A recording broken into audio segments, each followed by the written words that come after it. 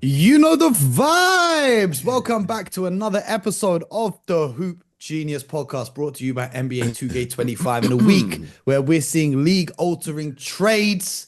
You know, myself, Mo Mooncey, three-time NBA champion BJ Armstrong. And with the trade deadline coming up, we have to bring in the GM extraordinaire to break it all down for us, Mr. Scott Perry. Fellas, I know we've been working overtime this weekend. How you living? You guys have been doing it. I watched you over the weekend when this broke and listened to you guys break it down so well. And this is looking forward to getting on here today and talk a little bit more about NBA trades and with the deadline coming up on Thursday. That is the vibe of the day. Absolutely. Let's Well, then, trade. Which teams got better? Why teams do things? Let's get into it, Mo. yeah, Let's. there was another trade last night with De'Aaron Fox making his way to San Antonio. But before we get to that, and I have absolutely no doubt that as soon as we finish recording this show, there will be another trade because that's just the way the world works. Oh yeah. We got to get Scott's insight and reaction onto this Luka Doncic move to the Los Angeles Lakers in exchange for Anthony Davis because BJ and I we shared some of our thoughts. I've had a little bit more time to digest it. That was just an instant reaction. But Scott, I wanted to get your perspective as a 24-year executive in the NBA. Break it down for the people. Absolutely. And I'm going to look at both sides of this deal. And first, to start off from a global perspective, I think both teams accomplished an objective that is fitting for either where their team is at now or what their organization is about. Okay. What do I mean when I say that? Let's start from the Dallas Mavericks perspective. And let me give Nico Harrison, before I forget, a lot of credit for stepping up and making a big, bold move when, quite frankly, a lot of people in his position may have not done that, been afraid to do that. But you got to give him credit, and you have to understand nobody knows the locker room in Dallas better than he, Jason Kidd, and the people that work there. So when people look at, oh, how can they trade such a transcendent talent or great, player, those kind of things, they know him because they were faced coming, just a few months from now with having to pay this guy maybe $345 million. And you've heard me say this many times before. You've got the talent, you got the person, they're not mutually exclusive. And again, I don't know Luka Doncic, and I'm not suggesting that, quote unquote, he is a bad guy by no means at all. But what I am saying to you is what, in when I analyze him, ever since he's been in the league, there's been talk about him not being in the best condition. Defensively, it's clear to see he's rarely engaged on the defensive end. He does not bring a lot of defensive integrity. Is he one of the greatest offensive talents that we've seen, not only in this generation, but generations before? Absolutely. The guy is phenomenal on the offensive end of the floor. Now, with that said, people, I hear the talk about, well, he's only 25, he's 26 years old at the end of this month. He can change. He's still young. He's been a pro for a long time. He's been an NBA pro 7, 8 years, but he was a pro prior to that. And he had been given the keys to the franchise by Mark Cuban well before Nico Harrison even got there. So I'm laying all this out to give people an understanding that what goes into a thought on why you would trade this guy, because you're coming off a finals berth last year where he clearly, conditioning was an issue once again. He's never played 70 games in the regular season. And defensively, again, he's a huge liability defensively. So then you hope, okay, well, he's only 26, he can change. Well, what's going to make him change? And all, like I said, he is the franchise guy. And then you're going to give him $345 million on top of that. So the bet here, from at least where I'm sitting, is just saying, okay, they targeted a player in Anthony Davis that obviously Nico knows from his time at Nike and his work there. And Anthony Davis, conservatively is a top 10 player in this NBA for sure, on talent alone. and he plays both sides of the floor. Yeah, he has an injury history as well too, but they know the person as well. And I would argue that him coming in the door makes Dallas a better overall team right now than Luka. Because if Luka didn't come back from this past offseason in better shape, which he didn't, the reports are he came in 260, 265, or whatever his weight was. If that didn't spur him on last year, the losing in the finals didn't wake him up to say, "Oh, I got to get in great shape. I let us down defensively." All those kind of things that he didn't show that change then. I'm sure if you're Dallas, you're looking at that. Well, wow, what's going to make him change? And Nico and those guys are saying, "Look, we got Kyrie is playing some of his best basketball. He has been a number one option on the team before. He was key to the run to the finals last year. Anthony Davis has won a championship as well there in LA. So you got two guys that have won a championship. I really like the depth that they have in Dallas. So their team, especially in the short run, next couple, 3 years, is going to have a chance to challenge an OKC, who I think right now is still the top team in the Western Conference. But this puts them firmly in the mix to have a chance to get back to a final and maybe win it all. From the Lakers' perspective, the Lakers, ever since I was a little kid, have always had a star name, star brand to identify with. Getting Luka Doncic now, taking advantage of the opportunity that was presented to them by Nico, I understand why they did that. So now they have their star name to transition from LeBron to Luka Doncic now. They had, that's important in Los Angeles to have that. Now, what that yields in terms of wins and losses and championships, the jury's going to be out on that. And the last thing that I'm going to bring up about the deal too, and what I really like the fact, and I want to answer this because people have been critical. Well, why did they at least shop this deal around? When you're going to do a big deal like this, and I don't know if you've heard me say this before, Mo. BJ has heard me say this before, but the majority of the trades that you make in the NBA are going to be done with people that you have a strong relationship and that you know well and you have some level of trust. In this instance, Rob Pelinka, Nico Harrison have a 20-year history going back to Nico's time as a Nike executive when he went to recruit Kobe Bryant away from Adidas, and Rob Pelinka was the agent for Kobe Bryant. So they had negotiated together a lot, shared a lot, and you could go to him in confidence and keep this thing quiet. Because if it gets opened up, like what people want to suggest, there's so many things now that can go wrong. Then you get teams that aren't as serious, that are just offering all kind of crazy stuff. It's your job a lot of times as an executive, if you know what you want, obviously they know they wanted Anthony Davis. You went directly to the source. And guess what? If there was no interest there in the story, in the discussion, they would have just probably waited and maybe, waited till the off season to make a move like this. So, but kudos to them for keeping it quiet like that, because it's hard to do. I know that personally, but I was pretty effective at that during my time, because look, you don't want to, when you start getting media types, and know if BJ was a longtime agent and all like that. All agents aren't created equal. Things can get really messy, and it can keep you from getting business done. So they got what they wanted. The Dallas Mavericks, clearly, they were very targeted in that, and so I have no real issue for that. Now it's because it's a different situation than say, like, okay, what's going on with Jimmy Butler right now, or what's even went on. I know we're getting ready to talk about De'Aaron Fox, where it came out that De'Aaron Fox wants to leave Sacramento. Okay, so yeah, now those are the kind of deals you shop. But something like this, kudos to both sides, really, but in particular, Dallas's side in terms of being very targeted and keeping it quiet. BJ, I wanted to just get your thoughts again.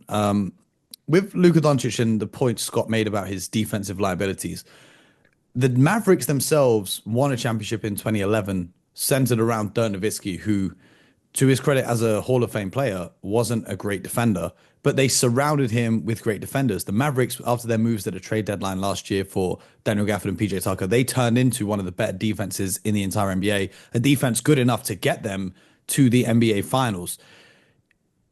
Do you not believe it to be possible that you can build a championship winning team with a player like Luka Doncic on the floor? Wisdom has taught me, Mo, that there's more to this than I can see. Scott just mentioned it. I mentioned it, I think, Saturday when we taped. I can only comment about what I can see.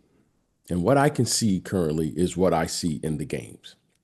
What I can't see is Scott alluded to.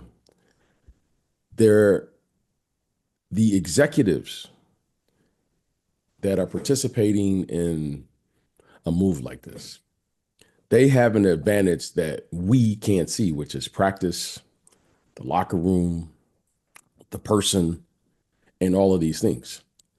So wisdom has taught me the following. Talent can't replace leadership.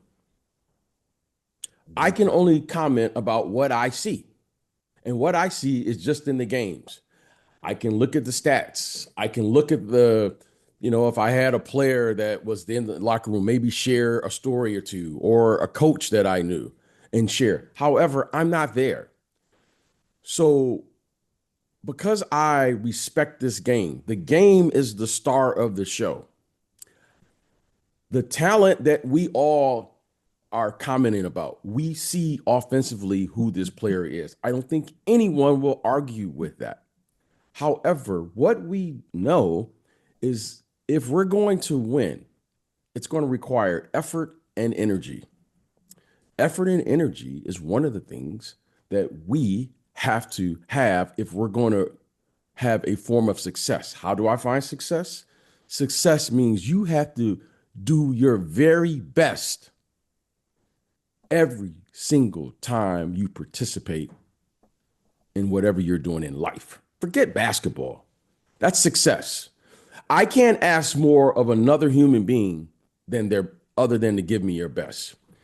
Right now, I have to respect the decision that was made by Nico and the staff and the ownership group there, because they made a decision based on something I can't see.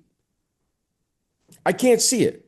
And I'm not going to fall into the trap of beginning to comment about something that I know, because let me assure everyone there, the Dallas fans, the fans around the world, everyone, oh man, this is crazy. This is crazy. However, no, this is not crazy.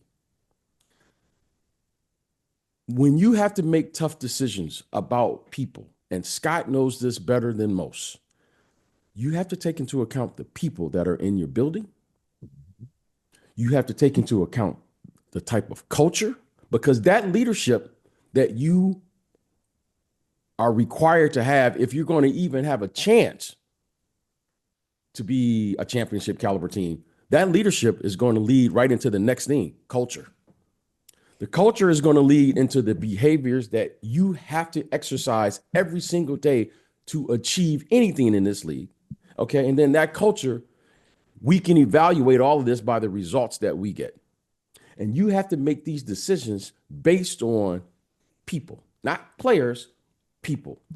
I don't know that. None of us know that. The only people that know that would be Nico and coaching staff, because they're every day.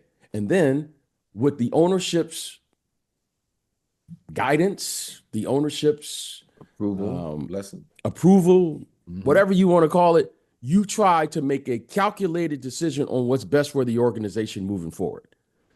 So all of these things that are being said, I look at it from this perspective. Anything that challenges the conventional way of thinking is a threat. This decision here is challenging the conventional way of thinking because everyone is utilizing the same argument of why would they do this? Look at his stats. Look at his 5-time, what is he? 5-time, 6-time, first team All NBA. Yeah. Okay.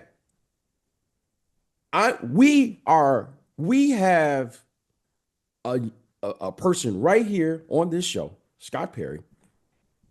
Scott Perry, how many conference finals did you guys go to, Scott, there in Detroit? 6 straight. Six straight. Mm-hmm. How many finals did you guys go to, Scott? 2. This gentleman right here, Scott Perry. There was another gentleman who was the president, GM, Joe Dumars. They went to 6 conference finals. They were never in the luxury tax. And they never had a max player. Right. And then you gonna fool me. Now I'm 57. Now they may fool you, Mo, because you weren't around as long as I've been around. And then they're gonna start telling me about analytics and conventional way of thinking, da da da da da da. Well, I've been around enough to know the facts. Now these are the facts.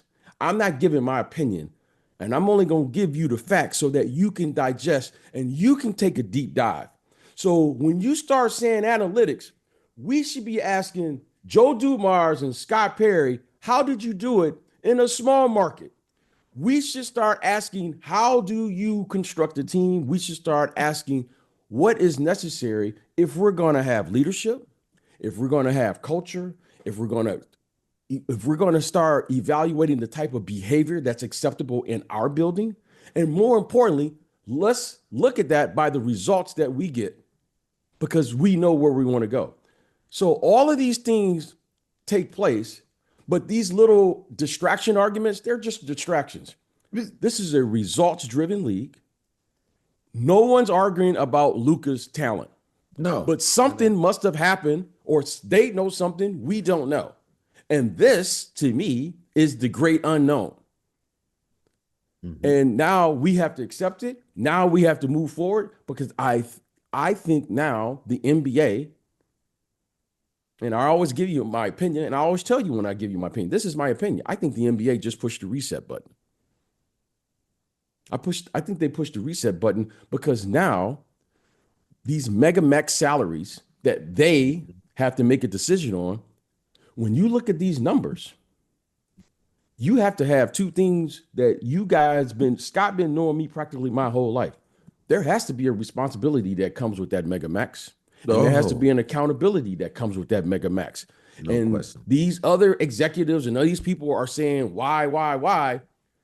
Secretly, everyone's asking the same question because that comes with the responsibility when any executive says, whether they willingly know this or not, when you give someone that type of money contract, you're basically saying we're competing for a championship. That's what you're saying. And absolutely. You say it's a results-driven league. Luka Doncic is 25 years old. He's been to the conference finals twice and the NBA finals once. Okay. So the results are there, even regardless of his effort. I'll say it again because I don't want anyone focus on what you focus on. If that's what you can see, that's your argument. I've said this, and I'll just say it for the last time. There has to be something that I can't see. I can't see it. Because I got it. When you are an executive, you have to take in the entire picture. No question. There's more to this than just the game. There's more to this than just the game. So no one, myself included, is arguing what I can see. His stats speak for themselves. His accolades speak for themselves. Well, what is it then? The only people that can truly answer that responsibly are the people who have access to information that I can't see because I understand the responsibility of that job. So I'm not going to sit here because I have a microphone in front of me and begin to do something for the high take. I respect this game too much. I want all these players to win. So my job is to say, okay, this is what I can see, and to understand this was a very difficult decision to make all around. No question. And I respect that. See, because I've lived in that hot seat. When you live in that hot seat, you understand what that decision entails. This isn't why? I'm not questioning why. I have to question the reason. I have to sit here and say, what could have possibly played out? And there's only a few things that I think that I can think of that could play it out to even embrace that situation. And here's the most unique thing about it, guys. They initiated the call as it was reported. Right. This wasn't like Scott can tell you, he can verify. People are calling you always about your players.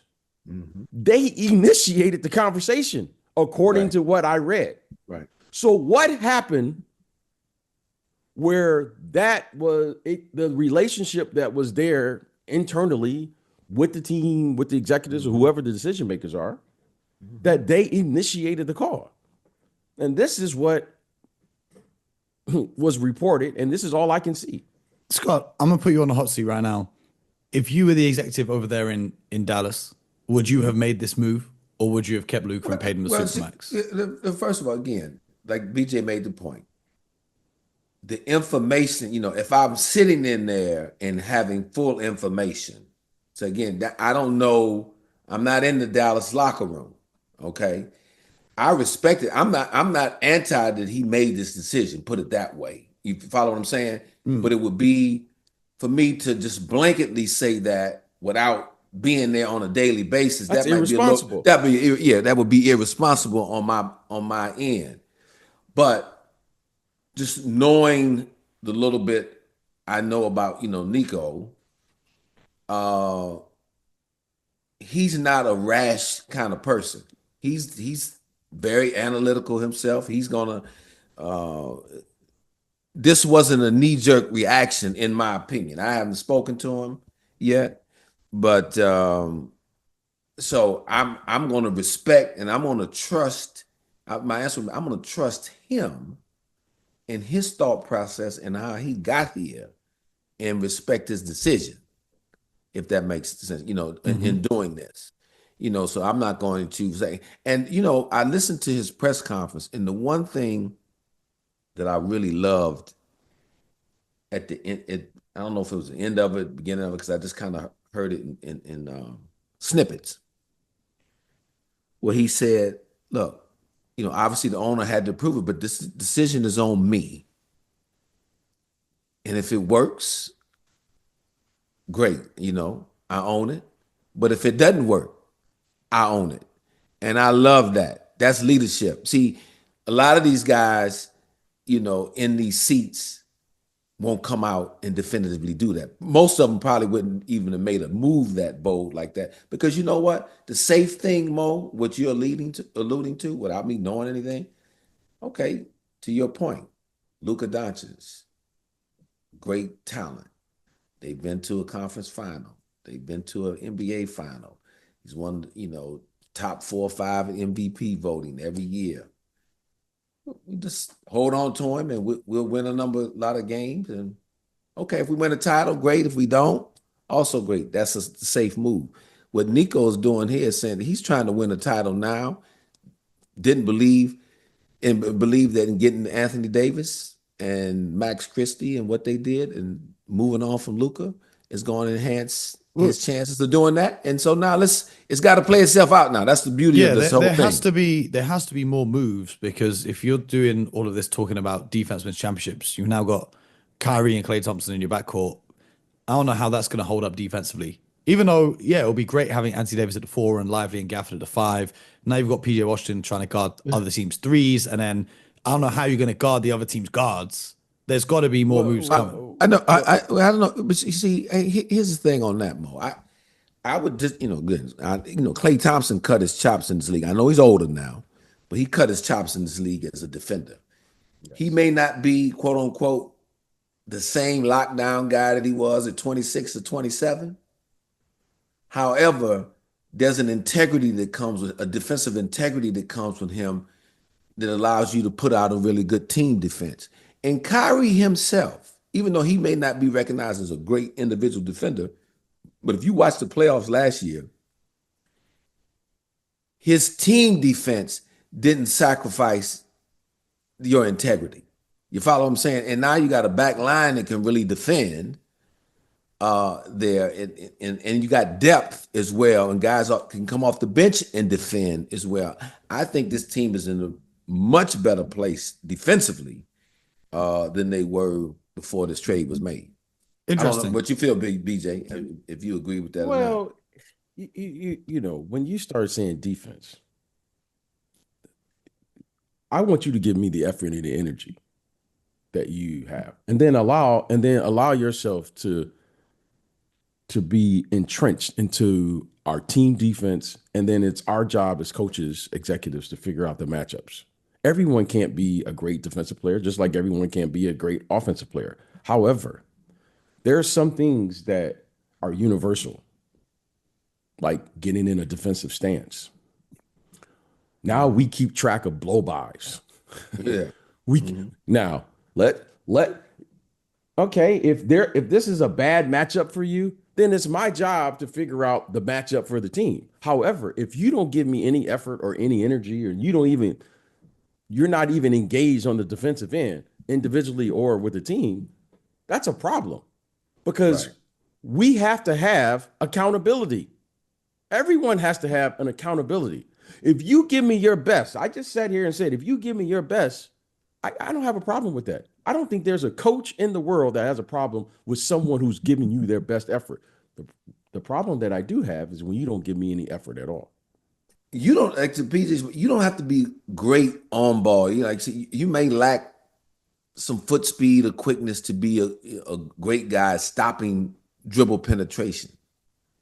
But what you can be, regardless of how quick or how slow your feet are, you can learn to be a good help defender. See, on the weak side, being able to make plays, see things, be in the stands, be engaged.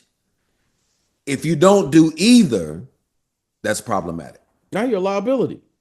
Now we are a liability. Liability, exactly. And you ask any coach this: if your best player doesn't give the effort and the energy required, Right.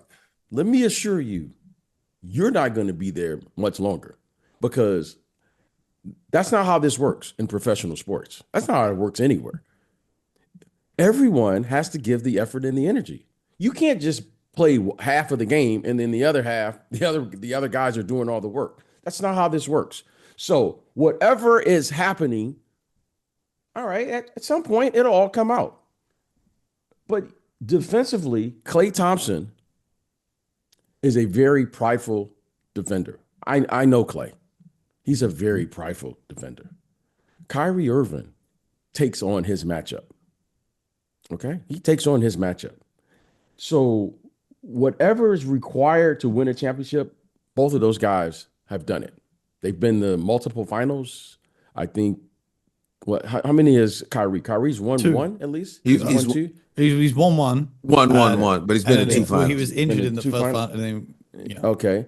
And then we know with Klay was arguably, he should have been. I know he's at least he's got to be on the all defensive team, what he's put in, or somewhere. I would think he has.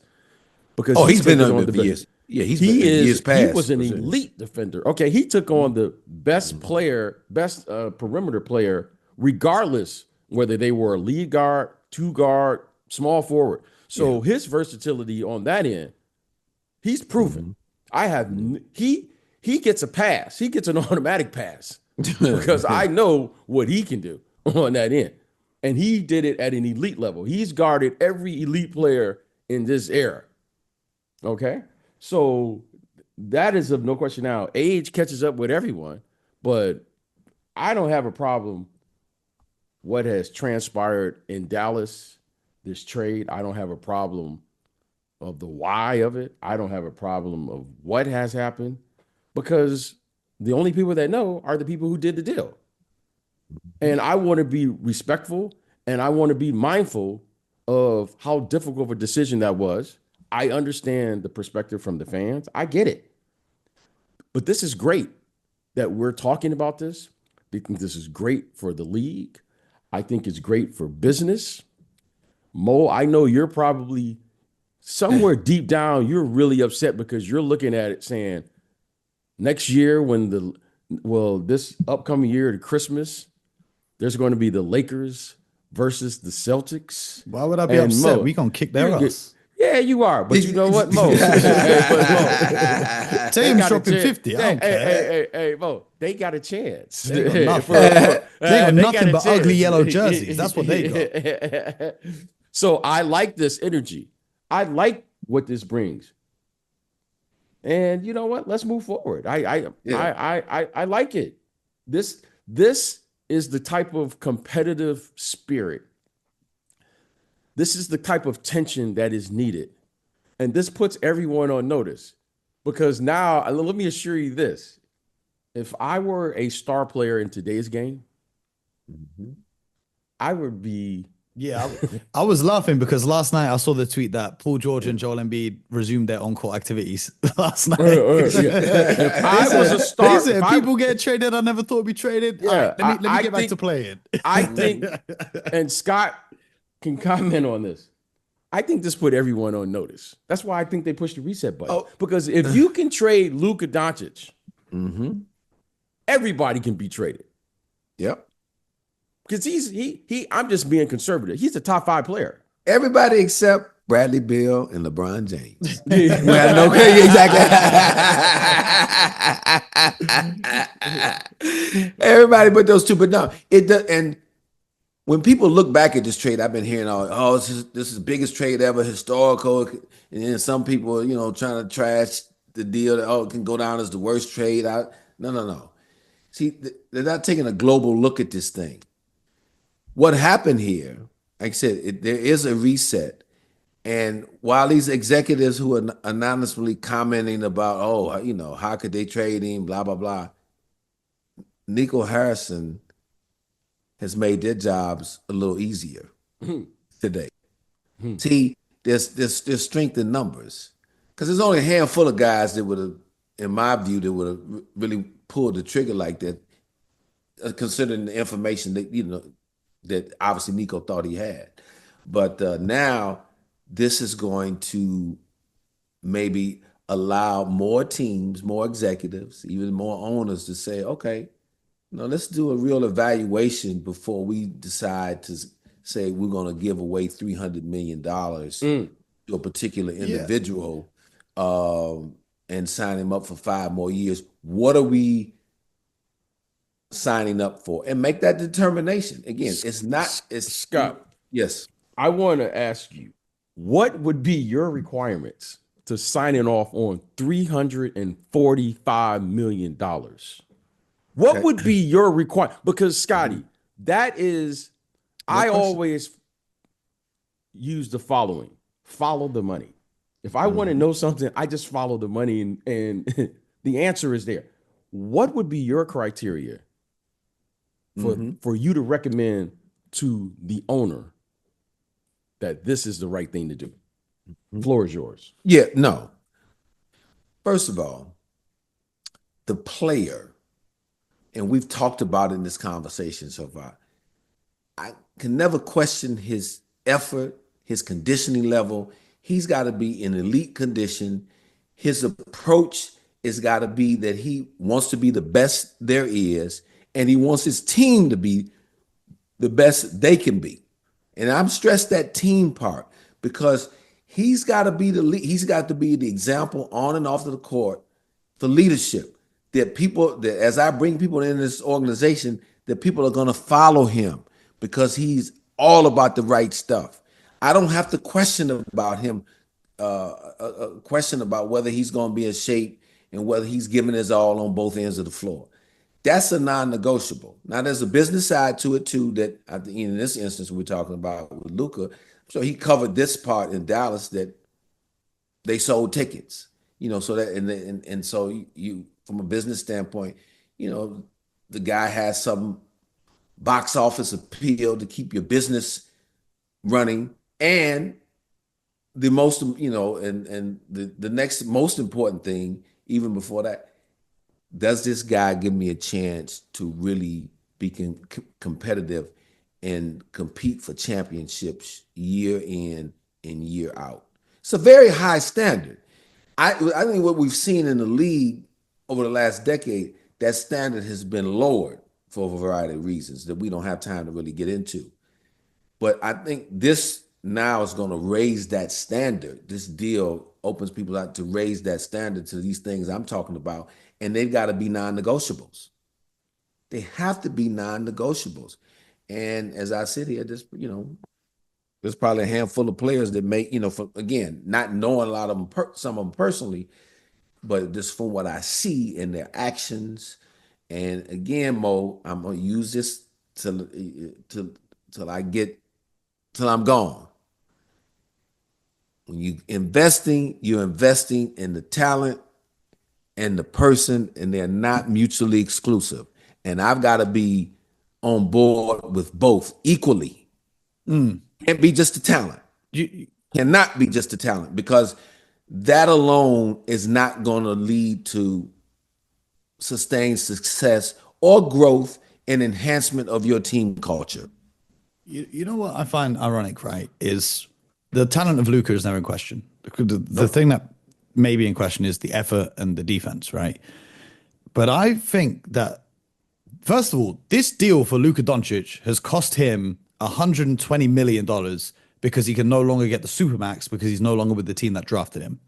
Add to that, he now has to pay significant California taxes, whereas in Texas, where Dallas is, there's no state income tax, right? So this trade has cost him a whole lot of money.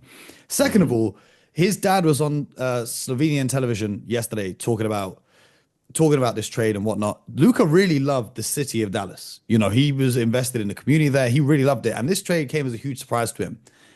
I think they've just awoken a demon. I genuinely hope that Luka now is going to be more locked in than he's ever been before. Because you asked the question, will giving him $345 million make him change and make him whatever? Maybe, maybe not. But I think this situation now, where he went from feeling like they have a Luka Doncic day. I think it's like July the 6th in Dallas. The city has a Luka Doncic day, right? If he now knows that he can just be shipped out, I think we're going to see the best version of Luka Doncic that we've ever seen, because you can say what you want about his defense and whatnot. I know Luka a little bit. He is a competitor. Like, you saw it for one game in the final. Remember the game the Mavs won? He was actually playing defense and everyone was like, oh my God, Luka can play defense. I think you're going to see that a whole lot more now. I think the way that they handled the situation and the way that he's gone out the door and what they've put in the media after talking about defensive championships, Luka was 270 pounds. I really think they may have awoken a demon here in Luka Doncic. With Mo, if you're the Lakers, that's what you're counting on. That's what you're hoping for. Because, this league, and BJ knows this, going back to the time he played and well before him. A lot of times when trades are made and you take a guy from one situation and bring him to yours, that new situation always believes that they can change whatever past behavior that was deemed not positive and make it a positive because they're in their place now. And guess what? Only time will tell. We can sit up here and pontificate on it all we want. I think it's I agree. And Luka has lost it. You bring up some great points. They can be great motivators for people in general. But Luka Doncic has already made a lot of money. Again, I'm not downplaying the fact that he lost potentially $120 million with this trade, $140 million, whatever. That is a heck of a lot of money. But he has a lot of money already. He's going to continue to make more money in Los Angeles. Money is not, quote unquote, going to be his. No, it's not the money. It's the pride and the way in which they got him out. No, right? I get that. But when your pride is hurt like that, like I remember when I was young. Mo, that's just your ego, though. Ego. Yeah. But some of the best things in the world come from that. I wouldn't be sitting here today. I remember my first ever girlfriend I had, when we broke up, she called me broke. So what I do? I grinded harder than ever before, and here I am today. So Luka's been traded by the Mavs. They called him fat. He's going to go harder than he ever has before. Ego is necessary to win. Okay. Well, why wouldn't he have done that in Dallas? Because like you said, he was comfortable. He was given the keys to the franchise. Well, if that's what it... Okay. Well, Okay, Well, and Mo. now the Lakers are bringing him in and saying you're our guy for the next decade. Yes. But the now Lakers. it's not The so much the Lakers. Lakers. He can do this as a middle finger to Dallas. Yeah, like I said, we can pontificate on it all we want. It's basically what you're saying is what you're betting on is something that we haven't seen him do yet in terms of the being 240 or 245 or whatever the right weight is for him, and being in condition all the time, and being at least this responsible help defender night in, night out. Yeah, just play how you played Game 4 of the finals, just every night. Yeah, we're gonna do that for 70. do We're it, gonna do that right? for 70 But the games. thing We're gonna do that 70 like, regular season games but because the I'm thing not is, gonna 82. he can do it. He's just I don't choosing not to do it. But you know It's how not many? like he can't Right? do it. Do you know how many players can do it and choose not to? Not to. Because this is what I'm saying. If the league was, if it was easy to turn on and off like that, how many Everyone would guys do were it. self-correcting? Okay. That's all I'm saying. Okay. What we're asking is not what you're saying again. I hope he does what you say for his sake. I would love to see it. That would be phenomenal if he did that. But what you're betting on,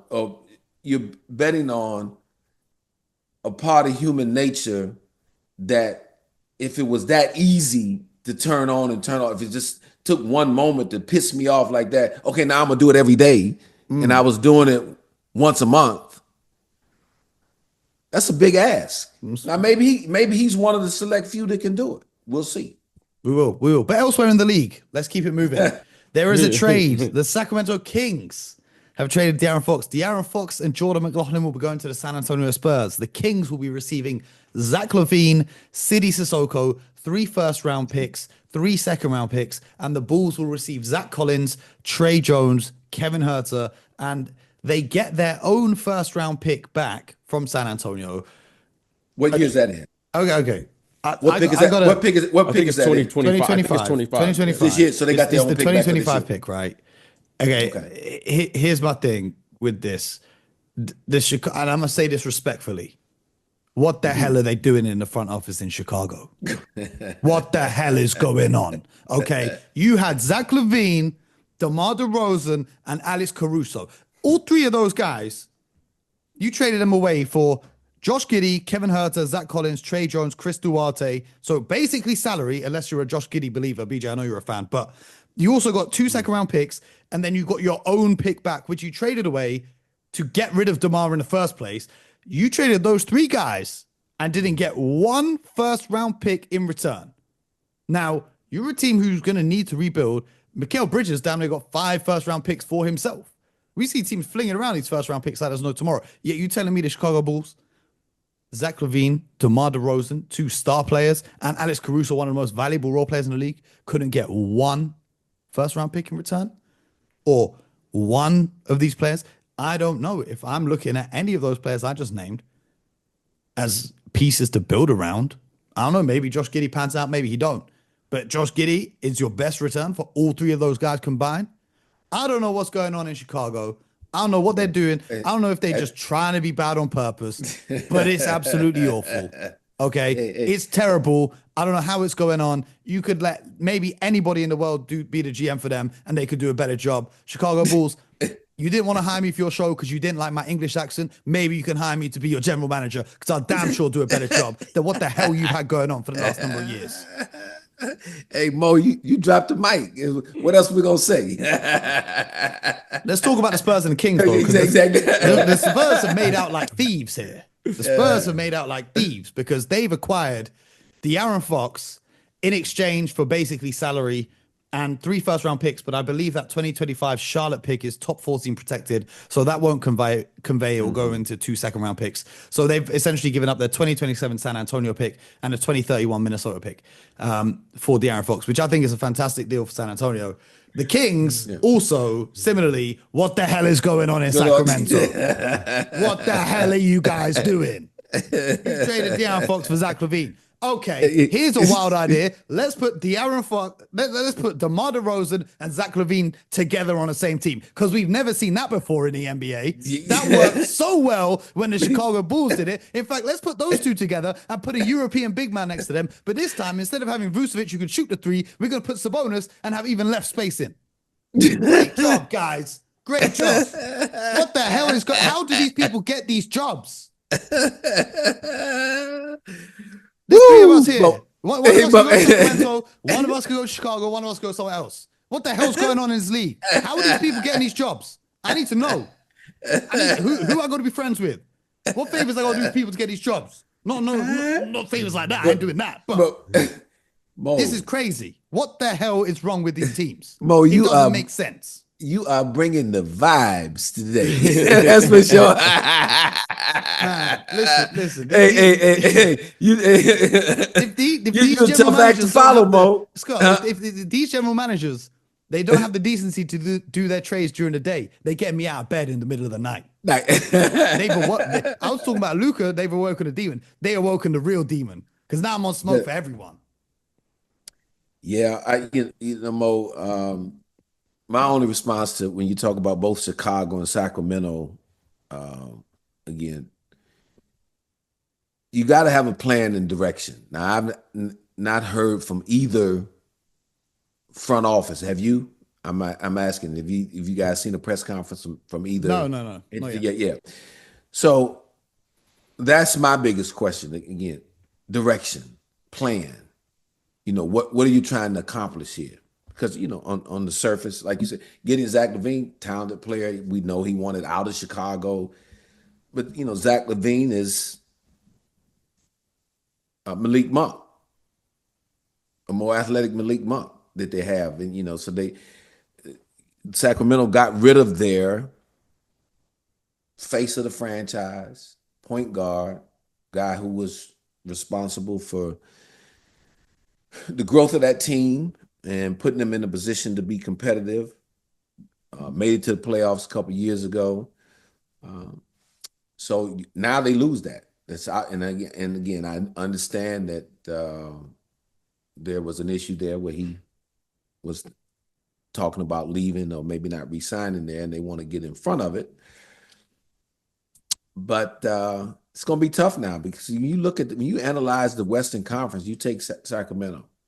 We just talked a long time about the Dallas trade. You look at, to me, OKC, Dallas now, in terms of teams ready to win now, and OKC is younger, but compete for a championship. And then you have the three up-and-coming young teams in Houston that are going to be right there for a long time. San Antonio making this move now to get De'Aaron Fox. And I'm missing one more on the Western Conference side. Well, OKC is the other young team. These teams are going to be around for a long time. And so now where does Sacramento fall into all that? They were one of those young teams just 2 years ago that was trying to, ascend into that and be Houston, be OKC. But now not so much. So I don't know now, Mo, what you had De'Aaron Fox, you had Tyrese Halliburton, and you've turned them into Zach LaVine and Domantas Sabonis. Now, Domantas Sabonis and Zach LaVine, they're very good players. Yes. But come on, man. But it's no debate. Yeah. No, come on, right, you know what I'm saying here, right? Like, yes. Like, you want to basically be Chicago Bulls of the West. We're going to try to get a 10th seed and sneak into the play-in every year. Mm-hmm. Oh, well, we tried, guys. We'll try next year. Like, just a few years ago, you were the 2nd seed in the Western Conference. You're supposed to build on that momentum. Now you fire your coach, trade away your face of your franchise for not much of a return, really. I just don't understand it. But what I am excited for is to see how this goes in San Antonio. And our resident #1 fan in the world of Mr. Wembanyama, Mr. BJ Armstrong. Are you excited to see the De'Aaron Fox and Victor Wembanyama combination in San Antonio? Again, I want to address this in reverse. I hope this move, because on paper, San Antonio, they should be excited without question. I mean, anytime you get a chance to acquire a player of De'Aaron Fox's caliber, you have to entertain it, and clearly it worked for them. But I'm a little concerned because I hope that I'm wrong here. I hope this doesn't stunt the growth of like a Stephon Castle, who is a young player who they just drafted last year, I believe, with the 4th pick or something. Yes. Okay. And Scott knows if you're going to be a player in this league, you must have the opportunity to play. You must have the opportunity to make mistakes. And I don't know what this means now because, Chris Paul is still there. Clearly, the Spurs have gone from a team that was looking to build through the draft to suddenly now they've done a 180. They're saying they have to compete. And with those 2 players, they will. Now, I don't know what this means for Castle, so I'm just a little concerned there of what this means for him and his future there. Hopefully, they'll figure it out. But again, they have to build a team. They're going to have to build a team, get bigs, figure out how to get shooters and whatever this team is going to need, because now clearly they're on the clock right now. Yeah, they still have a bunch of picks that they can use to make other moves with. Yeah, but they still got to pay. They have to, but they're a small market team. But traditionally, they haven't been a team that's going to pay and do all the aprons and all that stuff. Yeah. So we'll see where this goes. Yeah, the lack of shooting may be a concern in San Antonio. I think you're going to see Wemby shooting even more threes, which I know you're going to love every minute of, BJ. Yeah. Because Fox isn't known to be a prolific 3-point shooter. Stephon Castle is definitely not. He has improved though each year though. His ability to shoot the 3. Fox. Who's that? Fox. Oh yes. Fox. Yeah. Yes, he's Castle needs to be and in Fox, we talked about this last year when we were doing the year-end show in terms of who's the most clutch player. Yep. And we talked about De'Aaron Fox over the last 3 years being in the top 2 or 3 guys in those situations and delivering big baskets and coming through in the clutch. So that will be very helpful to me for Wemby in the short term, even though Wemby's going to want to be that guy eventually, as he morphs into that guy, to have someone like a Fox being able to do it, who has done it, should be fairly helpful to him and that team. Scott, what do you think they do? Do they just put Chris Paul, bring him off the bench now? Is that what they do? I think they're going to have to. It'd be hard to start Chris and De'Aaron because Chris needs the ball a lot, and to have him play off the ball, I think they bring him off the bench. And you never know. And depending on the floor of the game, maybe there's stretches that they do play together, and then you start Castle alongside him. And I know one thing you always used to, and I know they've, with a guy like Castle, when you can play with an elite point guard like a De'Aaron Fox, while there could be some concern in terms of quote unquote usage rate for Stephon Castle, there could be some benefit from him too, if as long as they don't lose sight of that, because he's out there with a guy who could take some ball handling pressures off of him. That's a lot younger than Chris Paul, and allow him to pick and choose his spots. And they can play at a faster pace as well. Yes, there's no question about but that. I think this clearly puts him as a 2 now, right? No question. No question. I mean, that's what I'm thinking, because it clearly puts him as a 2. And we didn't know. And I know that there was a lot of question about him when coming out. Was he a 1 or a 2 when he came out in the draft? He was, quote unquote, a combo. And I think the beauty of him is if Fox is out, and with him playing with Fox for years to come, you could slide him over to play 1 in a pinch if you need to. As we're talking, who Stephon Castle reminds me of, and I hope he evolves in to be, because I think he is a winning player. The late great Dennis Johnson. Well, he played. That was one of my favorite players. Yeah, and we just lost one of my favorite players, Gus Johnson, the Wizard. Yes, and he had all the speed, and him and DJ were the guard backcourt. So I'm hoping, because I'm a big, I love guards, as you guys both know. I think he could evolve into that, and that would be magnificent because DJ was a phenomenal player as a BJ, some level of combo guard. yeah, BJ just took me back on memory lane. I got it, man. Gus, Gus Oh man. Williams, Dennis Johnson, and Fred Brown. Oh man, now you're talking Hey, about hey, hey, and they had Slick Watts out there. Oh, Seattle. man. Exactly.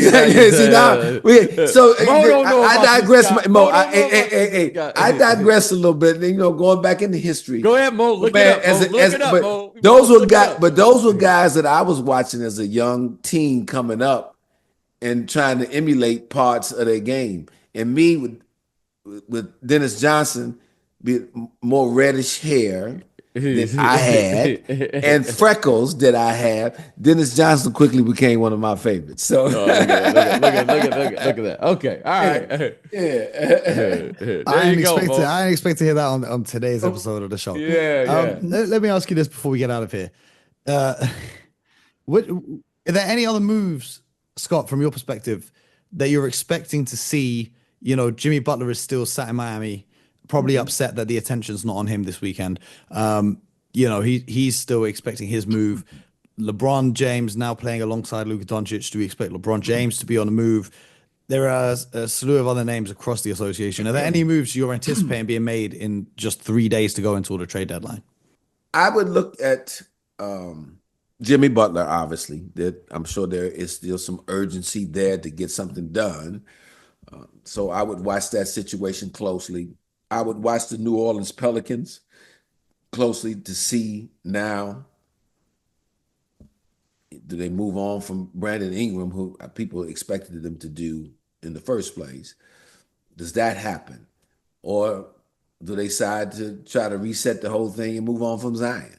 You know, because of a move like this that happened with Luka. Does that embolden them to say, let's take a shot there?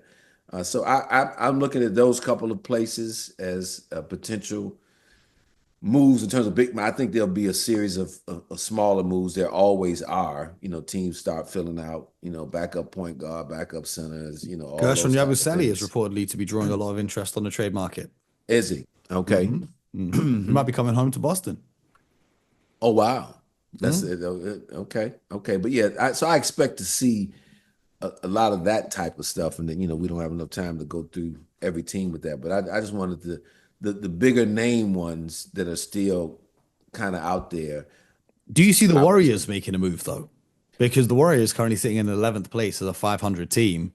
You know, they can't keep wasting Stephen Curry. They have left with Stephen Curry. You know, the one thing, and again, you never know what happens over 4 days. I know I've read where LeBron has said, you know, he wants to see how this works and play this season out. But do the Warriors, my guess is the Warriors still pick up the phone during this few day window to see if they can create one last time that pairing of Stephen Curry and LeBron James. Is that plausible? Can they make that happen? So that'll be interesting to see. Obviously, that has to come with LeBron's blessing to be able to do that. But because every month now matters when you talk about a 36-year-old Steph Curry and a 40-year-old LeBron James. You know, so waiting till next year, to this offseason to do that and go there for next season, you know, each month is a different change for them and their bodies than it is for a guy that's 25, 26 years old. So be interesting to see. BJ, any names on your radar that you think might be moved this week? Well, I think you guys mentioned, I think the Warriors, I'm going to keep all lines open there. I think clearly now they have to do something with this move. I think the Warriors have to do something. Scott mentioned the Pelicans, which I agree with. I'm also keeping my eye quietly. The Denver Nuggets, they quietly have gone about their business. What are they, fourth or fifth, somewhere around They're there? fourth now. Fourth. They're Yes, fourth. they're fourth. They're just 3 games behind the second seed. And when it's all said and done, they're right in position, regardless of what has happened. Now, that to me is a supermax player. What Jokic has done, what he's done. Okay. I'm going to keep one eye on this team the Phoenix Suns. Yeah. And the yeah, reason being is because how we started this discussion. What is the criteria for a max player? They have 3. Okay. Okay. And right now they are 2 games above 500? Yep. Yeah. 8th in the West. Eighth in the West. I don't know how this plays out, but I'm going to keep one eye on that team and that organization. Because for that type of money, I think it's fair to say I expect to be more than 2 games above 500. That's a fact. Okay. So those are my teams that I'm kind of keeping an eye on. And in particular, that Phoenix Suns team, I think it's going to be hot in the Valley of the Sun. Yeah, good call. And I think that's a one team that I'm just saying maybe something happens that we will be having another emergency podcast. I'm trying to get some sleep. No, don't get no Do sleep. you know who else? Cam Johnson get no still on the Brooklyn Nets. That's another name that will probably be moved this week. He's on a very good contract, one of the best contracts in terms of value in the NBA for what he produces. Good call. Yes, Cam. Yeah, that's a good name. So we're gonna have to see where I can he see ends that. up. And you know, one team that no one really talks about is the Toronto Raptors. I know Masai is always in and amongst I'm not worried. conversations. I'm not worried about that team. I'm not worried You're about not? that team. No, I'm not worried about that team. Yeah, I'm not worried about that. Okay. Minnesota, I would think, would probably, just kind of their phones are open. I'm not sure if they are making calls, but certainly when the phone rings, they may answer it on the second ring. Maybe first. They had won 4 or 5 straight until they lost a bad one here against the Wizards here the other night. Oh yeah, losing to the Wizards. But that wasn't good. But I thought they were starting to really turn the corner and gel together. And DiVincenzo's still out for them. Okay. Which impacts their depth. So, all right, gentlemen. Well, I'll see you in about an hour. I'll see you guys tomorrow. Exactly. We'll see you in an hour when another trade happens as soon as we finish recording. But I appreciate the insight, fellas. Scott, it's good to have you on as always. I'm sure you'll be rocking with us throughout the week as well. I'm gonna come with you during this week since it is trade deadline week. So please, have to. Yes. So I'm gonna hang out this week with the with my guys on the Hoop Genius podcast, where the vibes are always good, Mo.